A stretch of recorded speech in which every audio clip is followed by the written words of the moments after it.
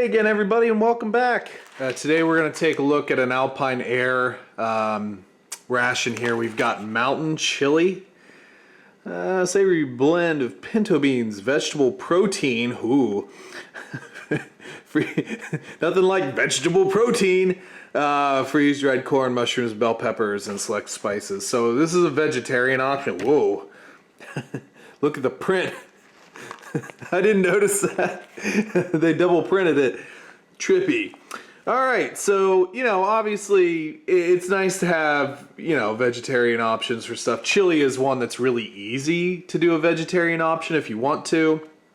But as with a lot of things, they try and add, like some sort of meat substitute.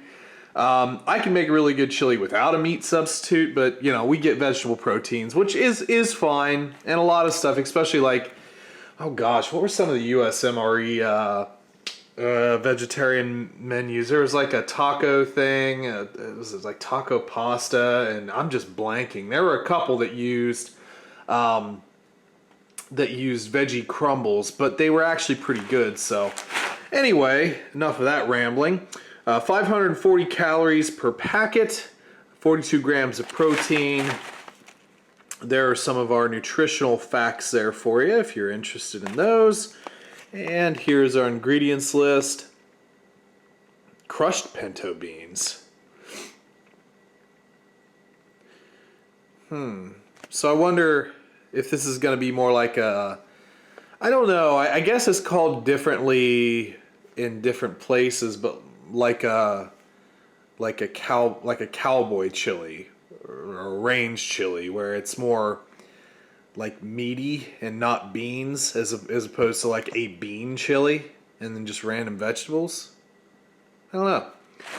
I mean, I don't know if I've ever specifically heard the title of mountain chili. I mean, I guess I might call this more cowboy chili, but we'll dive in and we'll see if that's true. So it is looking for 2 cups or 500 milliliters of boiling water. Again, as always, I kind of just do what I want. Got to get that oxygen absorber out of there. And yeah, there's definitely beans. They're not crushed, so it's definitely more of a beaned chili. Why do they say crushed? They do. I mean, it says it right there, crushed pinto beans. They're not crushed. I mean, they're there. Whatever. I shouldn't be trying to explain somebody's naming conventions, I guess. Alright. So again, I normally just like to get enough water in there to submerge everything. You can always add more, but it's pretty tricky to add less. Guess you could have your own private dehydrator.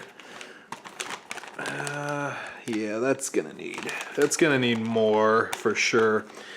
And this is another thing too. So when I make my chili, which is, I guess, generally a 4-bean chili with I use turkey. I use ground turkey in mine anymore. But and then sometimes I will add corn as well. It just depends on if I have fresh corn, because I don't really want to use canned corn. But green chilies, get those in there, tomatoes, all that good stuff. So my chili is a little bit thinner. It's a little bit thinner chili, but like my mom makes, well, she used to make a thicker chili that was more, had more tomato paste in it, as opposed to just random crushed tomatoes and water. So how do you guys prefer your chili? Because this is definitely looking like very meat chili. Meat chili. But some people do like it a little bit more soupy. And then here in Ohio, we have the world famous Cincinnati chili, which is I mean, I'm not here to debate this, but it is kind of labeled as like a Greek style chili. I like Skyline, but not everybody does, and that's whatever. But anyway, this should be good. I'm looking forward to it. Haven't had an Alpine Aire in a while, and chili just really sounded good for lunch today. So Gonna go ahead and let this reconstitute. Now, one quick note, beans sometimes do take longer to reconstitute than other things. Rice and beans, if you have rice and beans in a meal, I would probably take it to that 15-minute mark, because sometimes I'll stop and just open it up at like 10.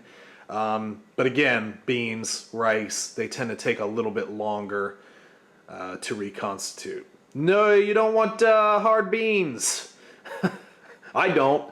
So anyway, we're going to go ahead and let this set. I might add a little bit more water. Maybe, wait 10 minutes and I'll check. But I'll let you know. And we'll be back with it on the tray. Alright, so I did add a little bit more water, but I still kept this relatively thick. I think everybody has their own sort of views on what chili should look like. There's still quite a bit in the bag.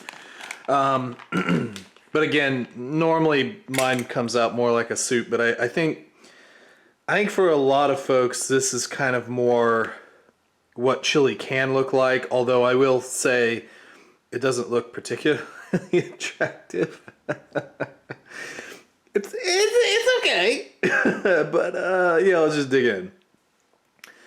Look at all those veggie crumbles.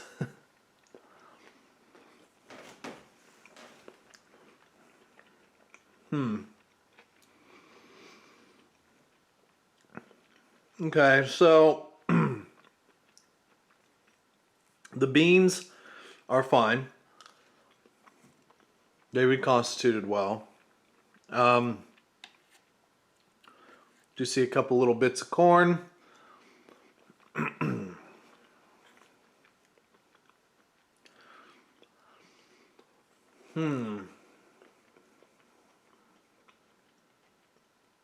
I have to say, in all honesty, just kind of tastes of nothing. It's very bland. Very bland.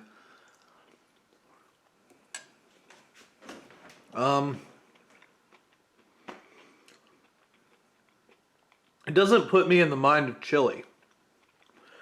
They were talking about on here, peppers and onions and spices and mushrooms.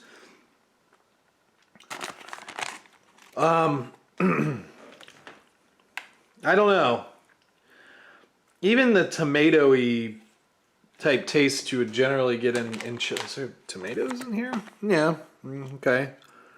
Yeah. Well, okay. Tomato powder. Interesting. Yeah. I don't know. It doesn't really taste of anything. Like, it's weird. It needs salt.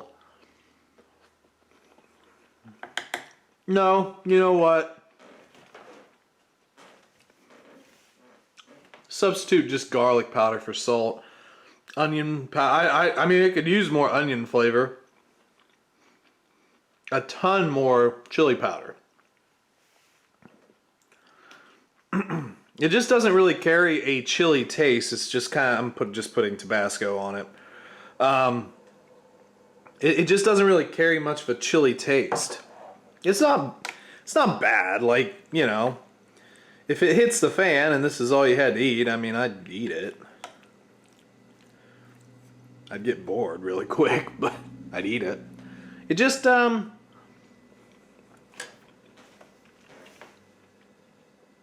it makes it a little better. Just adding the Tabasco.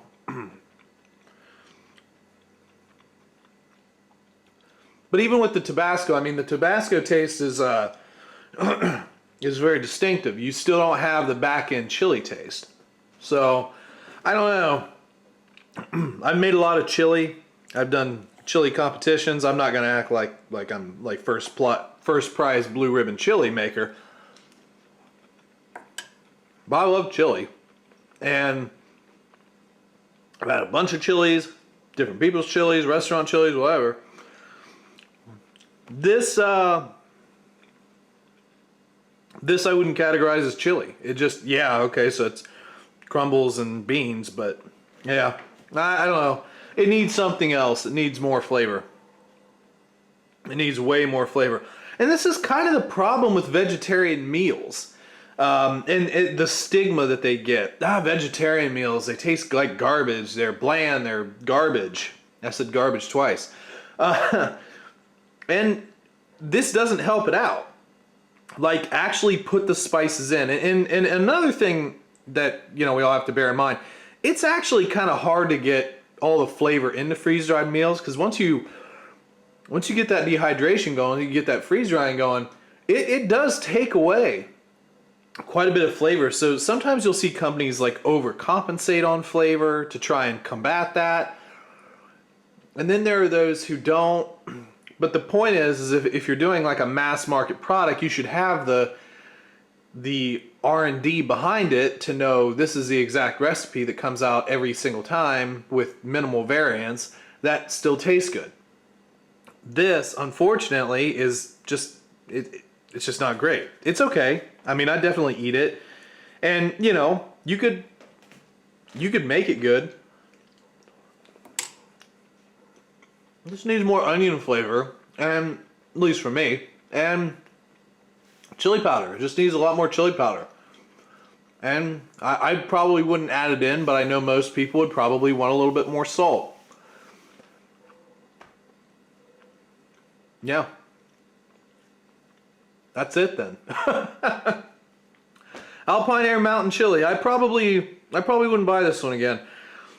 They do a lot of good chilies. Or geez, strike that, reverse it. They do some good meals. Alpine Aire. This is kind of the brand that Cabela's has been carrying for a while now. But yeah, this one I'd probably steer clear of. But I mean, anything's worth a try, but I wouldn't buy it again. Let me put it to you that way. So let me know what you thought in the comments below. If any of you have tried this and got a different experience, obviously, write that. Hit the old like button if you enjoyed the video, and subscribe.